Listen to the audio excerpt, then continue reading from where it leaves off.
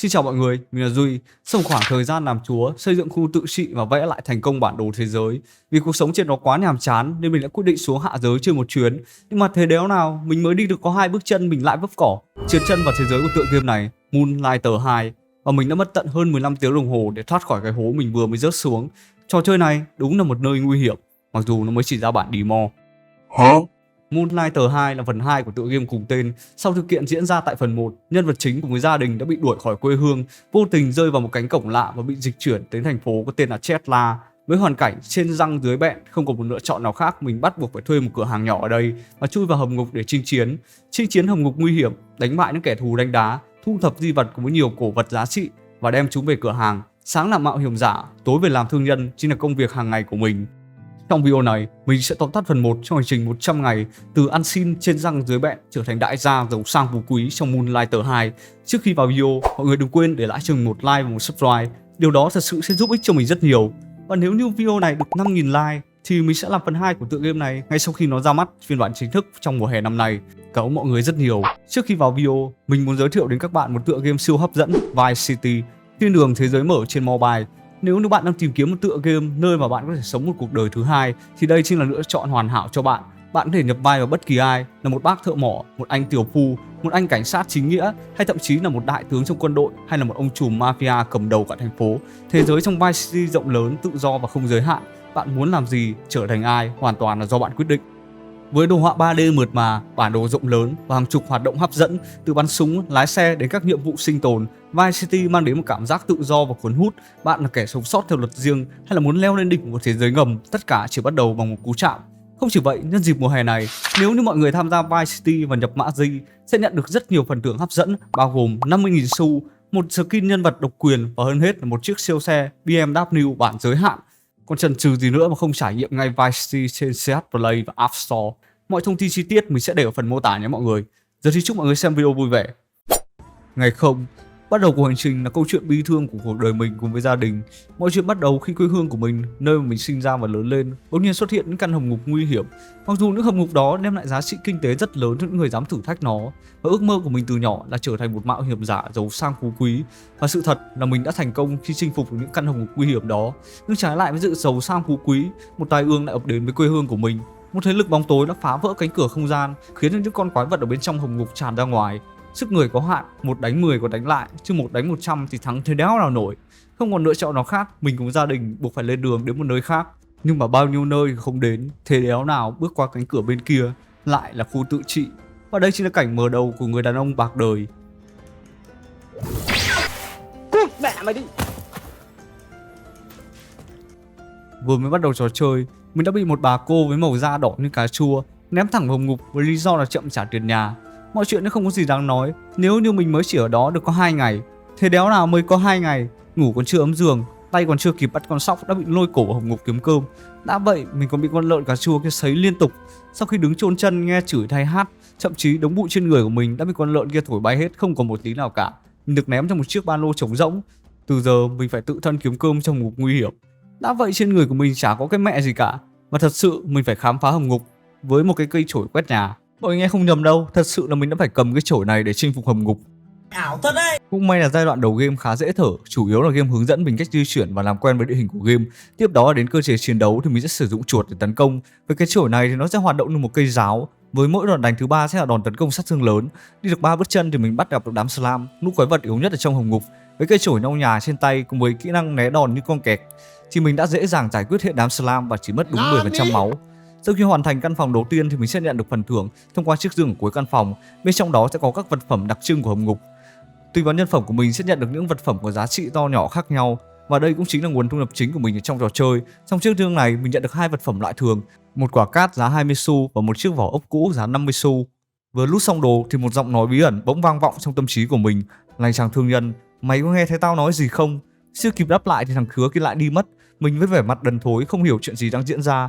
Mình đành mặc kệ mọi thứ và đi vào căn phòng tiếp theo. Trong căn phòng tiếp theo mình nhận được hướng dẫn sử dụng vũ khí phụ thứ hai. Đây là một khẩu súng, thanh bên dưới thanh máu của mình chính là đạn.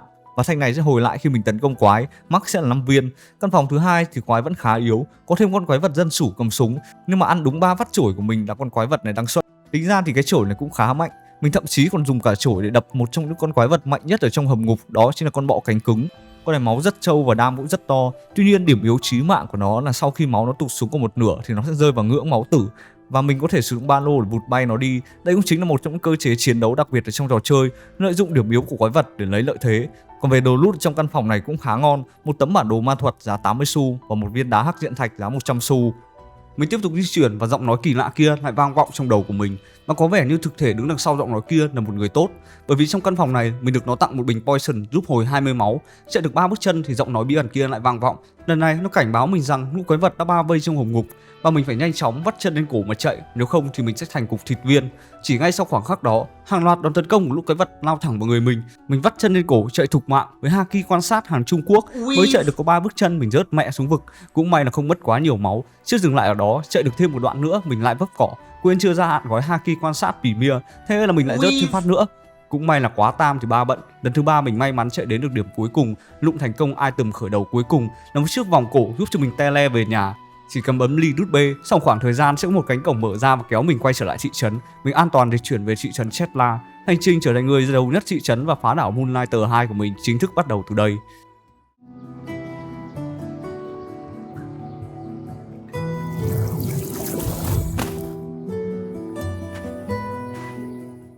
Theo như yêu cầu của nhiệm vụ, mình cần phải đến chỗ bà cô Trúc Bi Cà Chua để báo cáo tình hình và nhận bàn giao căn nhà mới thuê. Bởi vì đang làm phiên bản demo nên gần như mình không thể tương tác quá nhiều được với NPC trong thị trấn. Chủ yếu đều là cuộc trò chuyện về con lợn nhựa cà chua sấy mình đầu game và một chút tình hình của thế giới hiện tại. Lang thang một lúc thì mình đã tìm thấy căn nhà mình đã thuê của con lợn nhựa cà chua. Căn nhà này nằm ngay gần cánh cửa tiến vào hầm ngục, vị trí khá đẹp. Ở bên ngoài căn nhà còn có thêm hai nhân vật nữa là Zenon, ông nội của mình, và Tomo, người bạn thơ ấu của mình. Họ đều là người thân của mình, may mắn sống sót trong thảm họa vết nứt hầm ngục mấy ngày trước. Vừa bước tới trước căn nhà, đập vào mắt mình là khung cảnh vô cùng hỗn loạn. Tomo và ông nội Zenon liên tục bật lên con chó lợn cà chua, tra hỏi tung tích của mình. Thì cũng đúng thôi, ai bảo tự nhiên đang quét nhà thì xông vào lôi cổ bố mày đi hầm ngục. Thậm chí ông của mình còn làm luôn câu: mày ăn thịt cháu tao rồi đúng không thằng chó. Và với cái hệ điều hành cà chua giao diện Trúc Bi thế này thì đúng là mình chỉ cần về chậm chút nữa thôi thì câu cửa miệng tiếp theo của ông mình chắc chắn sẽ là đừng ăn thịt tôi. Với sự xuất hiện của mình, không khí ở đây đã bớt căng thẳng đi rất nhiều. Và thay vì hỏi thăm mình thì con lợn cà chua kia lại sấy mình tiếp.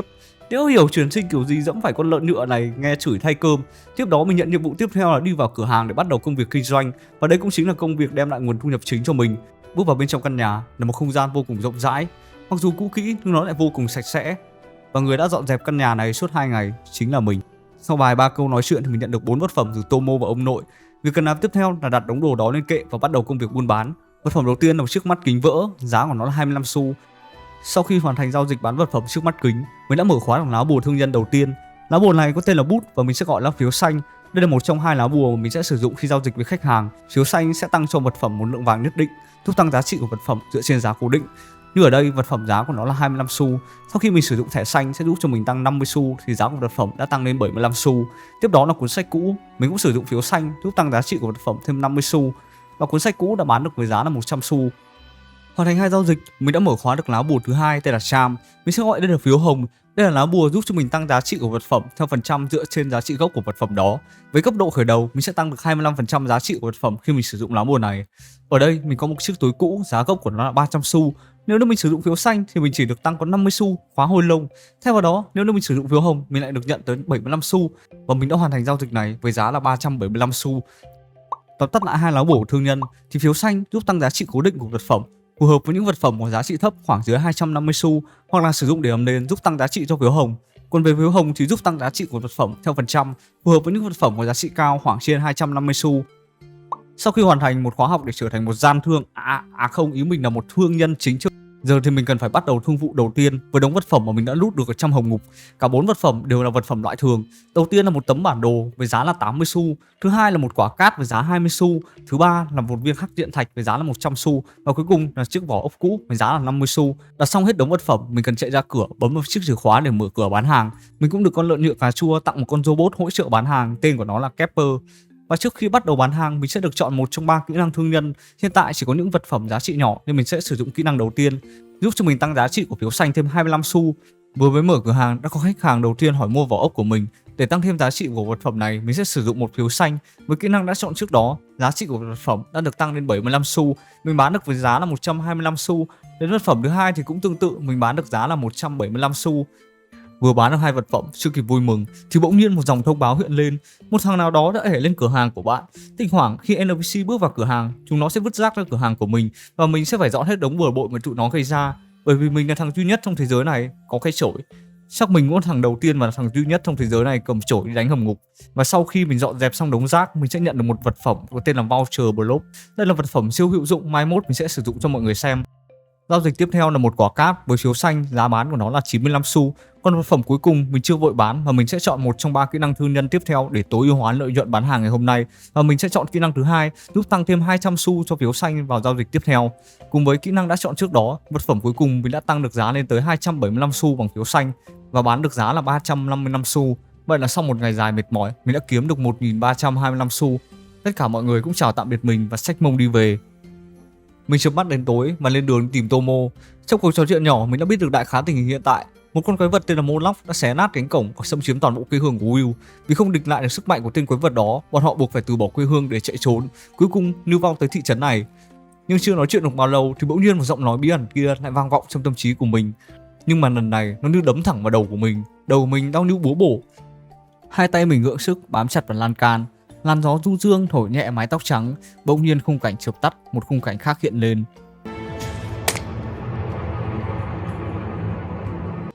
Giữa trung tâm một thị trấn, một cổ vật hình lập phương bỗng xuất hiện, và điều đầu tiên khi nó tới thị trấn là gọi mình lại để giao tiếp. Cổ vật này tên là Ennethfall, một trong những thực thể quyền năng nhất trong vũ trụ của Moonlighter. Bất kỳ mạo hiểm giả hay thương nhân nào nó để mắt tới đều sẽ nhận được thử thách đặc biệt. Hoàn thành thử thách của nó, mình sẽ nhận được những vật phẩm mạnh mẽ và mở khóa những bí ẩn của trò chơi. Yêu cầu đầu tiên thì cũng vô cùng đơn giản, đó chính là trước khi kết thúc một ngày mình sẽ kiếm đủ số tiền mà cổ vật đó yêu cầu thì mình sẽ hoàn thành được nhiệm vụ và nhận được phần thưởng. Nhiệm vụ đầu tiên là kiếm được 5.000 xu một ngày. Mình chấp nhận thử thách của Ennethfall và lên đường trở về nhà nghỉ ngơi. Ngày thứ hai mình đến tiệm rèn của ông chú Andre và nhận được 5 tinh chất mặt trời. Đây chính là kim loại cấp 1 có thể tìm thấy tại hầm ngục đầu game. Với 5 mảnh kim loại, mình sẽ mở khóa được một trong 2 vũ khí. Đầu tiên chính là kiếm, kỹ năng mỗi đòn đánh thứ 3 sẽ gây thêm sát thương. Thứ hai chính là găng tay thép, sát thương thấp hơn kiếm nhưng mà đấm siêu nhanh và ulti của vũ khí này siêu mạnh. Đầu game chưa biết quá nhiều về cơ chế của game nên mình đã quyết định sử dụng kiếm trước. Vũ khí cơ bản của 99% tựa game LPG. Còn đây chính là combo của kiếm, mỗi đòn đánh thứ 3 sẽ gây thêm 10% đam, kỹ năng đặc biệt là xoay một vòng tròn và gây thêm sát thương diện rộng. Có đầy đủ hành trang, mình lên đường tới thẳng cánh cổng dẫn tới hầm ngục. Ở bên ngoài cánh cổng sẽ có 4 bệ để mình đổi vũ khí, tạm thời có mỗi kiếm nên các ô còn lại đều trống rỗng. Để tiến vào hầm ngục thì mình sẽ đứng ở trung tâm và kích hoạt cánh cổng. Với phiên bản hiện tại mình chỉ đến được một hầm ngục duy nhất, đó chính là Canina, một hầm ngục hệ hỏa. Đây chính là vùng đất nằm giữa vùng đất mặt trời và vùng đất mặt trăng. Vì sự xuất hiện của một thế lực hắc ám, vùng đất này sớm đã bị tha hóa và trở thành một nơi chết chóc, đầy rẫy quái vật và những cá thể bị hắc hóa. Bởi vì mang thuộc tính hỏa nên đòn tấn công và thuộc tính của quái vật trong hộp này đa phần đều gây cháy hoặc là phát nổ với sát thương ỉa cả da quần. Và đéo biết bằng một lý do nào đó đang đánh nhau căng tay thì tự nhiên thằng nhân vật chính nó lại đứng im để khoe vật phẩm mới. Và cái kết là mình dính nguyên phát cầu lửa vào mồm. Cũng may là đam của nó không quá to nên mình vẫn có thể thở được. Đi lên phía bên trên mình bắt gặp được 2 con bọ hung. Bọn này thì chỉ cần dụ tụi nó húc vào tường hoặc là địa hình là tụi nó sẽ tự động bị lật. Lúc này chém 2-3 cái rồi rụt ba lô thì chúng nó sẽ ngủm. Đi thêm một đoạn nữa mình bắt gặp thêm 2 con bọ cánh cứng. Cái bọn này thì cứ đánh chúng nó còn 1/2 máu, sau đó vụt ba lô chúng nó bay xuống vực là chúng nó sẽ ngủm. Thế là mình xong căn phòng đầu tiên. Ở cuối hầm ngục mình sẽ nhận được dương thưởng. Mà từ giờ mỗi khi mình mở dương sẽ có những vật phẩm hiếm được mở một cách ngẫu nhiên ở trong mỗi dương. Tùy vào nhân phẩm của mình sẽ nhận được các vật phẩm có giá trị khác nhau. Tuy nhiên những vật phẩm hiếm mình nhận được đều sẽ bị dính lời nguyền. Nhặt được đồ ngon mà lại bị dính lời nguyền nghe có vẻ khá óc chó, nhưng thực chất lời nguyền ám lên những vật phẩm đó lại là một trong những cách siêu hữu dụng giúp cho mình tăng giá trị của vật phẩm ở trong hộp ngục khi mình nút được nó. Ngoài ra cũng có một số vật phẩm loại thường cũng sẽ bị dính lời nguyền nha mọi người. Đó chính là chiếc sừng mặt trời. Vật phẩm này khi đặt vào ba lô nó sẽ đốt và phá hủy vật phẩm theo hướng nhất định. Như ở đây là hướng lên trên. Và ở bên trong chiếc dương này mình lút được 3 vật phẩm loại thường cùng với một ô vật phẩm loại hiếm. Ô vật phẩm loại hiếm mình lút được là cấp xanh lục. Bên trong đó sẽ có 2 vật phẩm để mình lựa chọn. Đầu tiên là một bức tượng thần mặt trời, giá của nó 50 xu. Hiệu ứng của item này là mỗi khi mình đốt một vật phẩm loại thường thì vật phẩm này sẽ được tăng vĩnh viễn 50 xu. Và vật phẩm thứ hai là hoa nhật thực. Khi mình đốt bông hoa này thì tất cả que củi bên trong ba lô sẽ được tăng thêm 50 xu. Đến đây thì mình sẽ giải thích cho mọi người một chút về 2 build thương nhân chính trong hầm ngục hệ hỏa. Đầu tiên chính là build thiêu đốt. Hướng này sẽ tăng giá trị của những vật phẩm dựa trên hiệu ứng thiêu đốt, hay có thể gọi là hiệu ứng cháy. Tất cả những vật phẩm trong nhánh này đều sẽ được tăng giá trị khi bị phá hủy hoặc là phá hủy một item khác bằng hiệu ứng thiêu đốt. Như là chiếc tượng thần mặt trời sẽ được tăng vĩnh viễn 50 xu với mỗi vật phẩm loại thường bị thiêu đốt, hay là chiếc xẻng mộc sẽ tăng vĩnh viễn 150 xu cho một vật phẩm cụ thể. nếu nó bị phá hủy bằng hiệu ứng thiêu đốt. Còn về build thứ hai chính là build que củi, nhánh này sẽ tăng giá trị của que củi mỗi khi vật phẩm đó được đặt vào trong ba lô hoặc là đặt gần que củi hoặc là bị phá hủy bằng hiệu ứng thiêu đốt. Đây là một nhánh khá thú vị bởi vì mọi người hoàn toàn có thể tăng giá trị của một que củi giá 1 đồng lên gấp 1000 lần. Nếu như mọi người sử dụng được 5 bông hoa mặt trăng, mỗi bông hoa mặt trăng sẽ tăng 200 xu cho một que củi khi đặt ở góc nhé mọi người. Hay là thậm chí có một số vật phẩm có thể nhân 5, nhân đôi, cộng 100, cộng 50 khi được đặt vào ba lô hoặc là đặt gần que củi. Và sự thật là khi mới chơi game mình chả biết cái mẹ này cả, nên mình đã chọn bông hoa nhật thực với hiệu ứng là tăng 50 xu cho que củi khi bị thiêu đốt, mặc dù trong ba lô của mình chả có một que củi nào cả. Lúc xong đống đồ mình lên đường tới căn phòng tiếp theo, biểu tượng của căn phòng này là 3 hình thoi, đây chính là căn phòng kỹ năng của mạo hiểm giả. Còn về quái vật thì vẫn là mấy con hay gặp, ở đầu hồng ngục sẽ có một con bọ cánh cứng và một cái bẫy ở đó, mọi người chém nó 3 cái sau đó vụt ba lô, con quái sẽ bị vụt bay vào bẫy và sẽ bị cạp đến chết. Ở phía bên trên sẽ có 2 con bọ rùa, bọn này thì phải đợi chúng nó bay lên trời, sau đó cầm súng bắn một viên là được. Con quái sẽ bị stun và giờ được cầm ba lô vụt nó một cái nữa là xong. Ở cuối căn phòng sẽ có một quả spy. Đây là một loại quả siêu hữu dụng tại hồng ngục đầu tiên. Khi mình tấn công quả spy, nó sẽ tạo ra những viên đạn tấn công vào quái vật và viên đạn này không để trượt.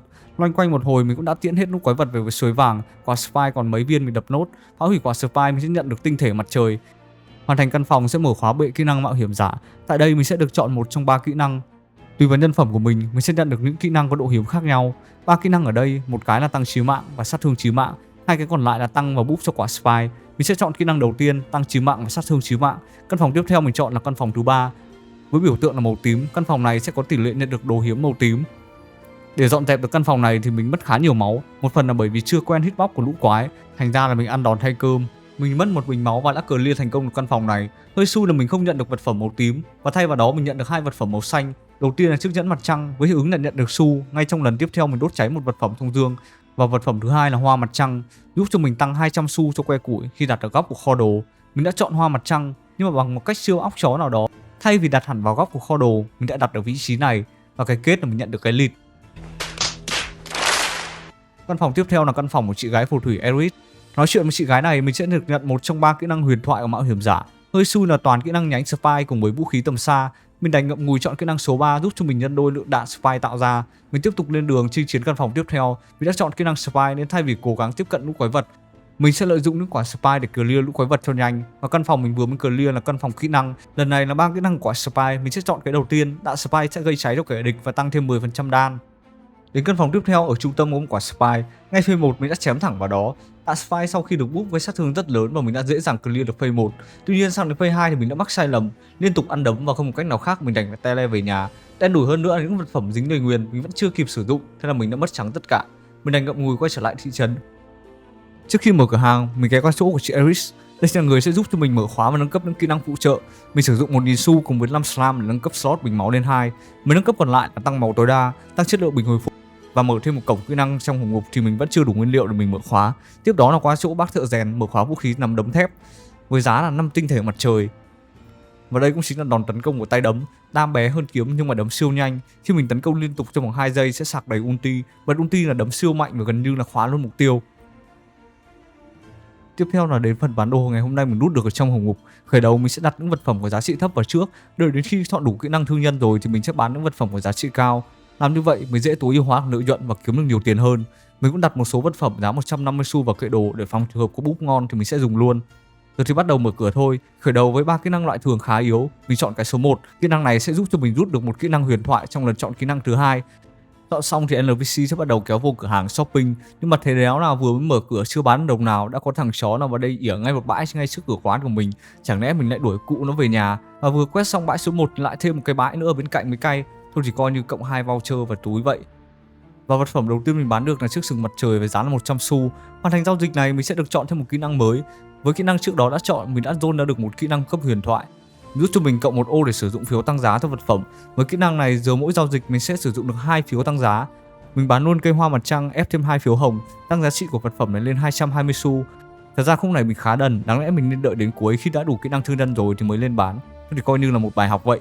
Tiếp đó mình lại dồn ra một kỹ năng cấp huyền thoại nữa. Cái này giúp cho mình nhận được thêm một phiếu xanh hoặc một phiếu hồng sau mỗi giao dịch. Ban đầu mình định lấy cái số 3, nhưng mà nhìn lại cái đống vật phẩm vẫn còn thừa trong ba lô, mình quyết định sẽ lấy cái số 1. Và đây chính là công dụng kỹ năng này. Sau mỗi giao dịch mình sẽ nhận được một phiếu bất kỳ. Mình tiếp tục hoàn thành thêm giao dịch và đã mở khóa được lần chọn kỹ năng tiếp theo. Ở lần chọn này mình đã dồn ra được một kỹ năng bật tím. Biến ô giá trị cuối cùng trong ô giao dịch trở thành ô phù phép. Ô phù phép giúp tăng gấp đôi giá trị cổ phiếu khi sử dụng lên vật phẩm nha mọi người. Và ngày hôm nay của mình đã kết thúc bằng 2 giao dịch vỏ ốc giá 125 xu và que củi giá 65 xu. Tổng kết ngày hôm nay mình chỉ bán được có 848 xu, cách mục tiêu 5.000 xu còn rất xa.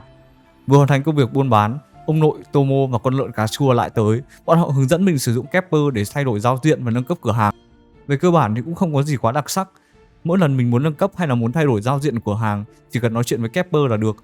Với hơn 1.000 xu ở trong người, mình đã nâng cấp kỹ năng đầu tiên giúp cho mình mở khóa được một ô tăng giá trị của vật phẩm khi giao dịch. Còn về 2 kỹ năng còn lại chắc phải đợi đến khi mình có tiền thì mới mở khóa được. Ngày thứ 3, mình tới nhà con lợn cà chua Chubby để nói chuyện. Bà ấy nói với mình rằng có thể sử dụng voucher để đổi lấy vật phẩm. Mỗi năm voucher mình sẽ đổi được một vật phẩm từ chỗ con lợn này, chủ yếu đều là đồ trang trí. Với phiên bản hiện tại thì đồ trang trí khá vô dụng, nhưng mà trong tương lai mình nghĩ là những vật phẩm này sẽ tăng thêm chỉ số nào đó cho cửa hàng.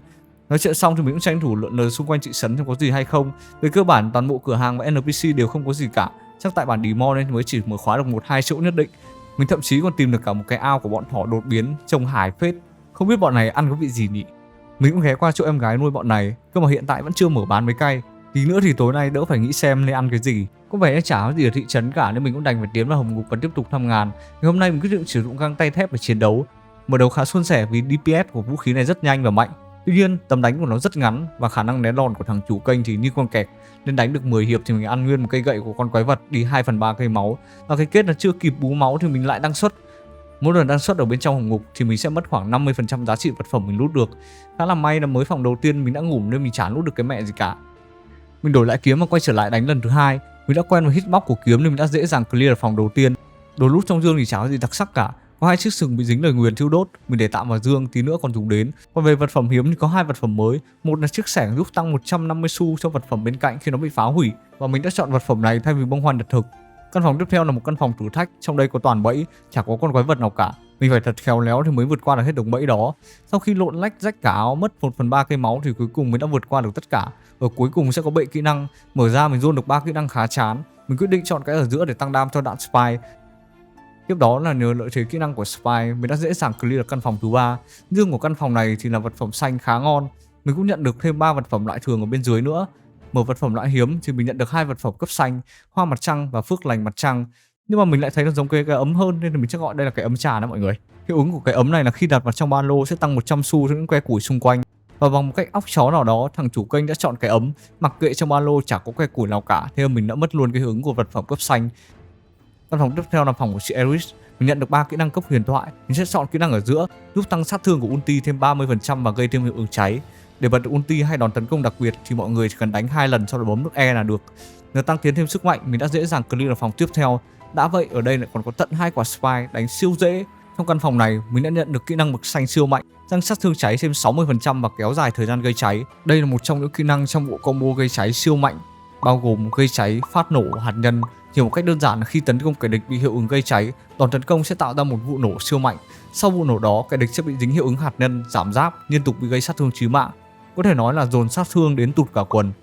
Và cuối cùng, mình đã đến được căn phòng Millamot đầu tiên. Ở trung tâm sẽ có một cái cột được bảo vệ bởi một lớp lá chắn bất khả xâm phạm. Mình cần clear 3 phase ở căn phòng này là có thể phá hủy được tấm khiên và hoàn thành căn phòng. Phase 1 sẽ có 4 con slam và 2 con ném bom. Mọi người cần giết 4 con slam trước rồi kéo lên đánh 2 con kia sau. Sang đến phase 2 sẽ có 2 con bọ cam và 2 con bọ hung. Bọn này tốt nhất thì nên đợi tụi nó bị stun rồi dùng ba lô cho an toàn. Con bọ hung thì dụ nó húc vào tường, còn bọ cam thì đợi nó bay lên rồi bắn nó một cái là được. Sang đến phase 3 sẽ có 2 con bọ cánh cứng và 2 con quái cầm súng. Tốt nhất là nên đánh 2 con cầm súng trước nào mọi người. Như mình đánh 2 con bọ cánh cứng trước, toàn bị 2 con kia bắn nén mới cay, mất 2/3 cây máu và mình đã clear được căn phòng này.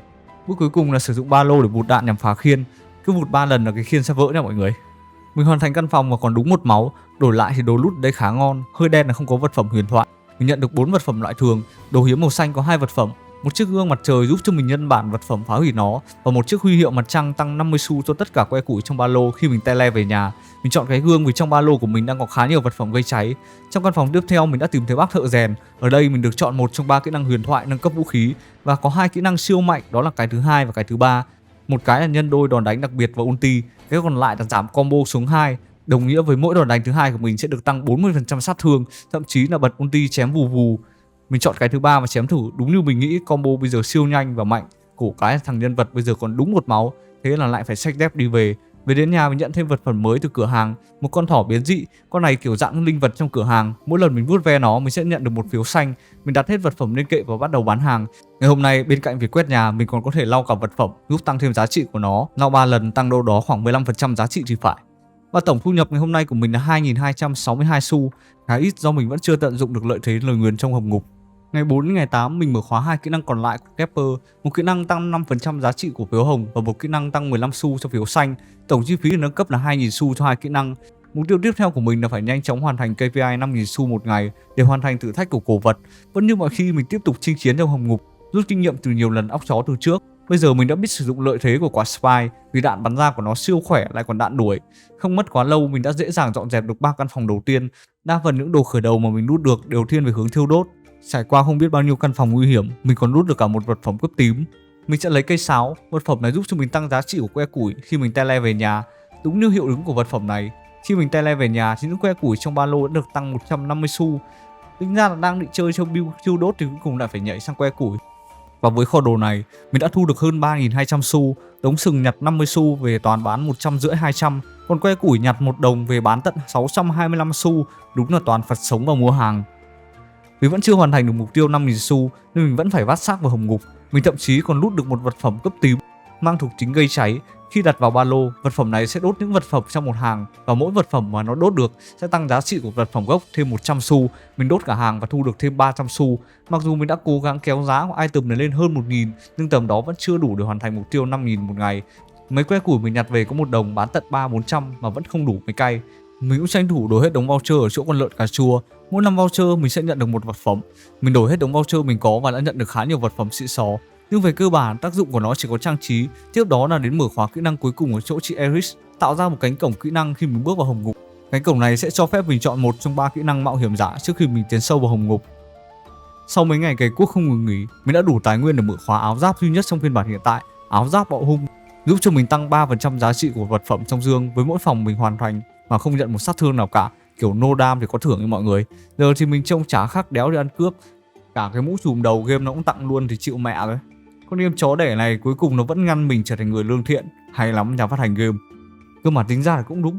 Làm đéo có thằng nào nhặt đồ 1 đồng về bán gấp 1.000 lần như mình đéo đâu. Ảo thật đấy. Mình tiếp tục khám phá hầm ngục, tận dụng tối đa những vật phẩm hiếm mình thu được để tối ưu hóa lợi nhuận nhiều nhất có thể. Cùng với đó là sử dụng tiền mà mình kiếm được để nâng cấp trang bị lên cấp tối đa hiện tại. Và với chiến lược kinh doanh đỉnh cao, nhặt 1 bán 1.000, mỗi vật phẩm sau khi mình thêm bonus giá trị đều gấp đâu đó khoảng 3-5 lần. Con mẹ bán thế vẫn đéo đủ. Đéo thể hiểu được game. Ngày thứ 8 tới ngày thứ 10 mình đã đổi sang vũ khí găng tay thép và đã khá may mắn khi tìm thấy vật phẩm huyền thoại đầu tiên của hành trình. Cơ mà đen đủi kiểu gì mình lại chọn chiếc lưỡi liềm, hiệu ứng của nó là nhân đôi giá trị của que củi. Và chắc thằng chủ kênh là thằng đầu tiên và cũng thằng duy nhất sử dụng vật phẩm huyền thoại này để nhân đôi que củi giá 1 xu. Thế là thôi mất toi luôn vật phẩm huyền thoại. Nhờ việc đổi vũ khí mình đã nhận được những kỹ năng mới và trong lần zone này mình đã tìm thấy một trong những kỹ năng mạnh nhất của găng tay, đó chính là kỹ năng ở ô số 2. Mỗi lần mình bật ulti mình sẽ được tăng 20% đam cộng dồn lên tới 100%, phải gọi là đấm siêu khỏe. Với kỹ năng mới này mình đã dễ dàng tới được chỗ con boss đầu tiên, đây chính là con boss sử dụng loa để tấn công. Nó sẽ có 3 phase và phải phá được tấm khiên của nó thì mới có thể gây sát thương đến con boss được. Mình cần phải tham minh né đòn và phản lại đạn pháo của con boss nhằm phá được tấm khiên. Sau khi phá vỡ tấm khiên lao vào đấm liên tục. Với vũ khí găng tay và được boost thêm đam, mỗi lần phá khiên là một lần đấm con boss chuyển phase, một vũ khí cực kỳ hữu dụng khi đối đầu với con boss này. Sang đến phase 2 nó sẽ phá một tấm lá chắn đi và triệu hồi một con quái nhỏ. Cơ mà với cơ chế tăng đam khi ulti thì đây đúng là một thứ dành cho mình. Mình đấm liên tục bọn quái vật và đã tăng đam lên tới 60%. Ở dạng phase 2 con boss sẽ tấn công bằng đường âm thanh và đòn tấn công của chúng nó né rất là chuối. Có thể là do mình tham minh như kẹt, nộn mãi vẫn ăn đòn. Cũng may là mình vẫn phá được tấm khiên và đấm cho con boss chuyển sang phase 3. Sang đến phase 3 sẽ không còn một tấm chắn nào cả. Mình ăn thêm đúng 2 viên đạn và đã đăng xuất. Phải mãi đến ngày thứ 10 mình mới may mắn nút được một vật phẩm tên là Non-Seed với giá gốc là 500 xu. Cùng với buff từ nhiều vật phẩm khác kéo giá của item này lên hơn 3.600 xu. Nhờ đó mình đã hoàn thành được KPI kiếm 5.000 xu một ngày, hoàn thành thử thách của cổ vật. Nhờ việc hoàn thành thử thách này mình đã nhận được một vật phẩm siêu hữu dụng từ cổ vật, một cuốn bách khoa toàn thư giúp cho mình thu thập thông tin của vật phẩm, quái vật, boss và rất nhiều thứ trong hầm ngục. Nhận xong cuốn sách này bỗng nhiên một đoạn phim hiện lên. Cái này là do game thật nha mọi người chứ không phải là do mình. Đồng nghĩa với việc mình đã hoàn thành trò chơi ở phiên bản hiện tại. Cơ mà đấy là nhà phát hành nghĩ thế thôi chứ mình vẫn còn thù với thằng cầm loa đặc cầu và một con boss cần phải đánh bại nữa thì mới xong game. Ngày thứ 10 tới ngày thứ 15, mình đã mất 5 ngày liên tục để chinh chiến hồng ngục để đánh bại con boss cầm loa đặc cầu trong phiên bản này. Mình thậm chí còn lút được cả vật phẩm huyền thoại và nâng giá trị của nó lên hơn 1000 xu. Tiếp đó là lựa chọn những kỹ năng mạnh mẽ để đối đầu với con trùm. Mình sẽ chọn kỹ năng giảm thời gian hồi chiêu của ulti đi 30% đối với găng tay thép. Kỹ năng thứ hai là thêm phù phép gây cháy cho súng của mình. Trước khi vào đánh boss, mình cũng tranh thủ búp thêm giá trị cho vật phẩm huyền thoại mình lút được. Và cái kết là vật phẩm này đã đạt giá trị 1200 xu. Ở trước căn phòng đánh boss sẽ có một cái hồ nước, đứng ở bên trong hồ thì mình sẽ được hồi đầy máu. Dù đã chuẩn bị rất là kỹ nhưng cuối cùng mọi nỗ lực đều tan biến. Phase 1 thì mình đấm cho nó thở dốc, đấm một phát là chuyển phase luôn. Nhưng mà đến phase 2 thì nó lại cho mình thở oxy ngược lại. Cũng một phần là do mấy cái đòn âm thanh của con này né quá khó. Thật sự là cái hitbox của con game này nó rất là ảo mang Canada. Lé rồi nhưng mà vẫn dính đạn. Và cuối cùng mình đã thành thịt viên và năng suất. Toàn bộ kho đồ của mình đã mất một nửa giá trị, vật phẩm huyền thoại cũng tụt xuống còn có 600. Mình cũng đã chuyển sang kiếm xem nó có ổn hơn không. Thậm chí mình còn lút được một kỹ năng siêu khỏe. Đó là mỗi một lần chém mình sẽ được nhân đôi đòn đánh. Và đòn đánh thứ hai được tăng thêm 20% đam. Cùng với đó là kỹ năng phát nổ khi kết thúc hiệu ứng cháy. Có thể nói là bây giờ mình chém siêu khỏe. Mỗi lần combo thì kiểu gì cũng có một con quái lên đường. Trước khi vào đánh boss mình cũng tìm được cả kỹ năng hạt nhân. Khi quái bị dính hiệu ứng phát nổ sẽ bị dính hiệu ứng hạt nhân, nhận sát thương chí mạng liên tục. Vậy mà đến khi đánh boss chém phọt vịa ra con boss đéo chuyển đổi phase 2. Lần mở khiên đầu tiên nếu là găng tay thì đấm 90% là nó sẽ chuyển phase nè mọi người. Còn khi đấm chém tụt cả quần ra nó mất đúng 2/3 cây máu. Và cái kết là mình lại bị con boss này cho thở oxy và phải chạy về nhà. Lần tiếp theo quay trở lại đánh con boss thì mình cầm vội chiếc găng tay. Nhưng mà lần này mình hên vãi cứt, kỹ năng mình nhận được toàn những hàng ngon. Đầu game đã có tăng 25% tỷ lệ chí mạng, đổi lại mình sẽ mất 50% lượng đạn mình có. Tiếp đó là thêm một kỹ năng búp chí mạng và sát thương chí mạng nữa. Kỹ năng huyền thoại của chị Eris mình sẽ chọn kỹ năng tăng sát thương cho ulti và gây cháy. Tiếp đó là tăng sát thương cháy và thời gian cháy thêm 20%. Kỹ năng của thợ rèn thì siêu hữu dụng, giảm tận 30% thời gian hồi chiêu cuối. Tiếp đó mình cũng nhận được một cái siêu mạnh là khi mình bật ulti, đòn đánh của mình lên mục tiêu gây cháy sẽ phát nổ. Và thật tình cờ và bất ngờ, ngay trong căn phòng tiếp theo mình nhận được buff tăng sát thương nổ thêm 60%. Với đống kỹ năng overhợp như vậy, chỉ đúng khoảng khắc con boss mở khiên mình đấm một phát vào con boss thở dốc và tụt quần chỉ sau đúng 2 giây.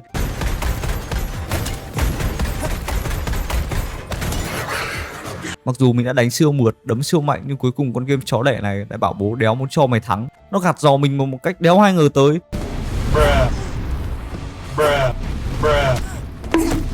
Đúng như những gì mọi người đã thấy, mình vụt ba lô liên tục mà đéo trúng mới ảo. Lúc trúng thì nó bay mẹ xuống dưới. Thế là mình đã thua ngay sau khoảng khắc đó. Tất cả là tại con game beta chó chết này. Mãi lần thứ 5 đánh con boss thì mình mới thành công.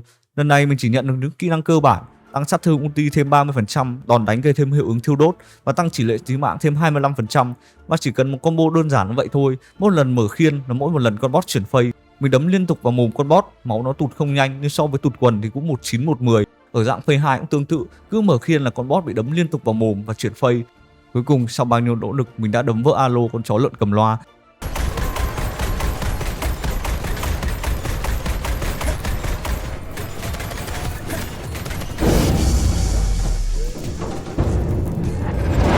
Sau khi đánh bại con boss thì mình sẽ nhận được cặp loa của nó, một vật phẩm đéo biết dùng để làm gì trong phiên bản hiện tại. Mình cũng nhận được 2 item siêu ngon, một vật phẩm huyền thoại và một hạt giống tên là Lon Seed. Hạt giống này sau khi bị thiêu đốt thì nó sẽ quay trở lại ba lô và cộng thêm 300 xu. Nhưng mà mình sẽ chọn thứ ở dưới, hạt bóng đêm, để hợp với vật phẩm huyền thoại. Vật phẩm này sẽ giúp tăng giá trị của que củi. Còn về vật phẩm huyền thoại thì sẽ nhân đôi giá trị của que củi. Và như vậy que củi giá 1 xu của mình bây giờ đã có giá trị hơn 600 xu. Và đây chính là que củi giá 1 xu mình nhặt ở hồng ngục đem về. Que đầu tiên mình bán được với giá là 1780 xu, giá trị tăng gấp gần 2000 lần so với giá gốc. Còn về que thứ hai thì mình bán được gần 700 xu. Kết thúc của hành trình chinh chiến là khoảng thu nhập 4445 xu từ đống vật phẩm mà mình lút được trong hồng ngục.